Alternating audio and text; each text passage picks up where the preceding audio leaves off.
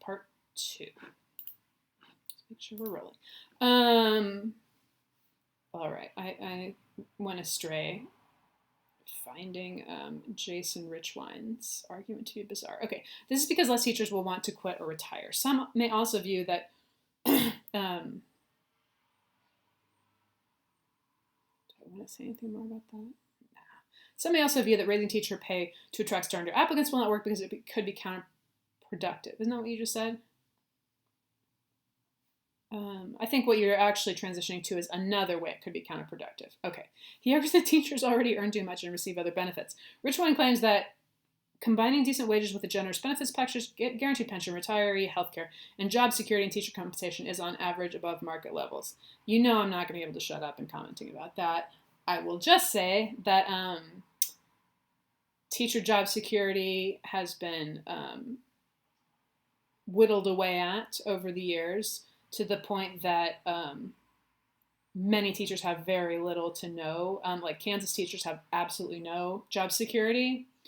Can be, and that's something the legislature has pushed for, so that they can be fired just with no reason.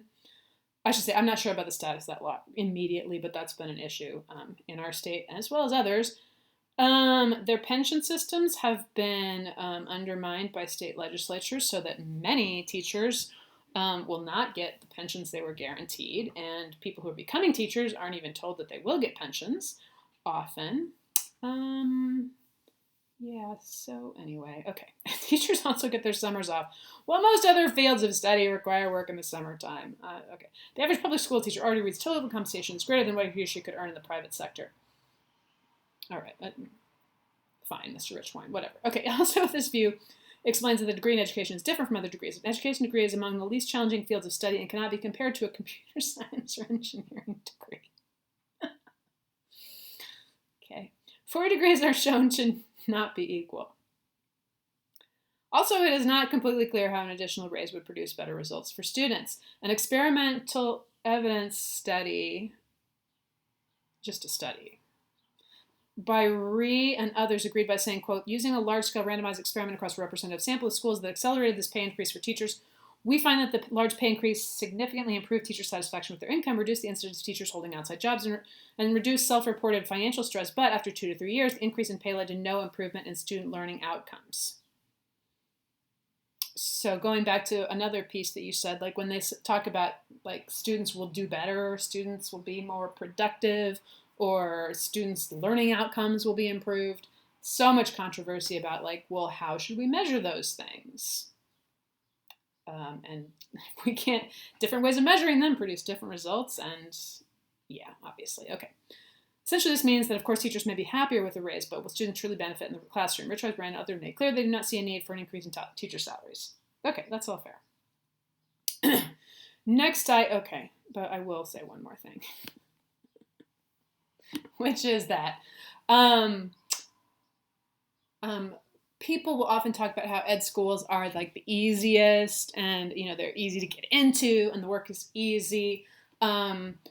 But that's a situation that reinforces itself. That is, we're so desperate to have teachers, and there's so much controversy politically about what teachers should do and how they should do it, and what they deserve, that I have certainly seen in ed schools that people will try and really,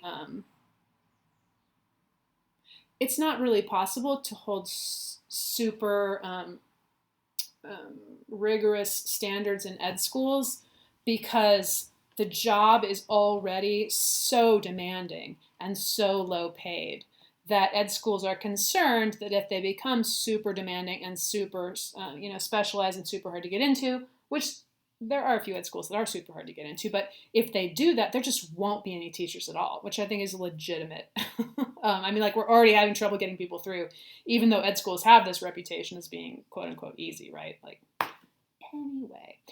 And the fact that most K through 12 teachers are women, and women's salaries continue to lag significantly far behind men's, partly because anyway. Next, I have found many values that are important to most teachers depending on their pay. These values show how they prevent or create controversy. Some teachers prevent controversy because they have a passion. They prevent controversy? They have a passion to teach and want to make an impact in their students' lives. They want to see their students learn and grow as individuals. Many educators value respect, honesty, determination, and appreciation from their students. Excuse me. If an educator is making more money, is financially stable, he is more likely to be invested in the student's education because that is their job to educate. I mean, maybe not. A controversy could come up if a teacher is not teaching to the best of their ability or slacking. This may be because they are not getting enough money and are not invested in educating their students. Students may not give teachers their respect or appreciation if they are not being a good teacher. Or they may not give them respect or appreciation because they know that society pays them so little that they think, why do we even bother listening to these losers? That's something that really does happen in more affluent school districts. Okay, but to your paper again. They're talking about their values.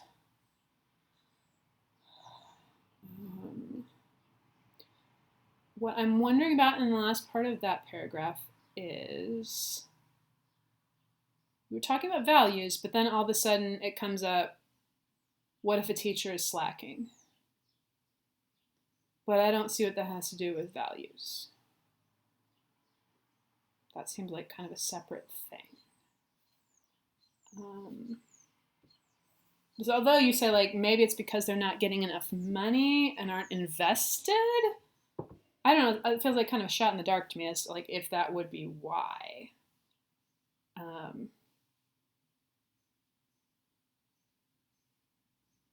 Because that's not usually the case. Like if we talk about another field, like okay, engineers. If we find some engineers who are not working to the best of their ability, I don't feel like people would then say they're not invested in engineering enough. I feel like they would say their workplace, either fire the people or the workplace needs to change so that the people are invested.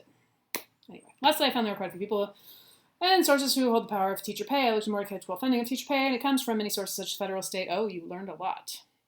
It's so complicated. Policymakers have some of the power. Hendrick states that at state level, higher salaries might attract able individuals to teaching profession of the district. Higher salaries may be higher. Sorry, it's getting so long. I'm trying to finish up for you. Teacher funding comes from this. The governors, report teacher pay. Some believe that the governor, state lawmakers, or U.S. Department of Education are responsible for overall teacher pay. People who think that only the governor, state lawmakers, and Department of Education are responsible for teacher salary may be the reason teacher pay is stagnated. I have found that there are quite a few sources who hold the power of a teacher's salary. Okay, on that point, it doesn't matter what people think. Maybe it does. But the larger point is that where does the funding come from, right? I mean, people can think whatever they want. But the important thing is you stating like really where this money does come from. If you wanted to make a separate point about people have these opinions about it because they know it's their state tax dollars going to it, or because they know it's federal dollars going to it. I don't think they do know those things for the most part. Like I didn't until I was a teacher, but that's a separate point to me. Okay. To sum up everything I've said so far, analyze the controversy. The teacher salary must be a controversial issue. Okay. And then I'm going to glance at your works cited. That looks okay with a quick glance. All right. One other thing I will also mention is that teacher pay, because I can't help myself, what can I tell you, is that teacher pay tends to be significantly higher if your students are need less help managing, just if your students need less help. Right? If your students need a lot of help, that is, if your students are, live in the central city and they deal with a lot of violence and they deal with a lot of poverty, teachers will make less money. That's almost always the case.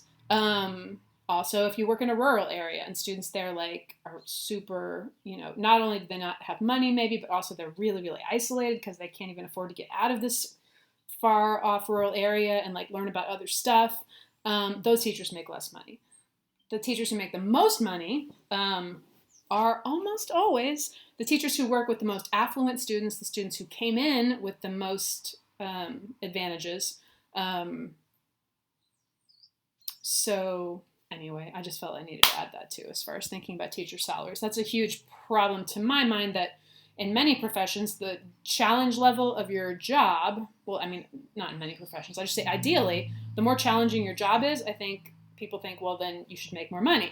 But in teaching and many other fields as well, that's the complete opposite. And so I think that's very problematic. Okay, oh my God, will she ever shut up? I'm shutting up now. Thank you for your paper.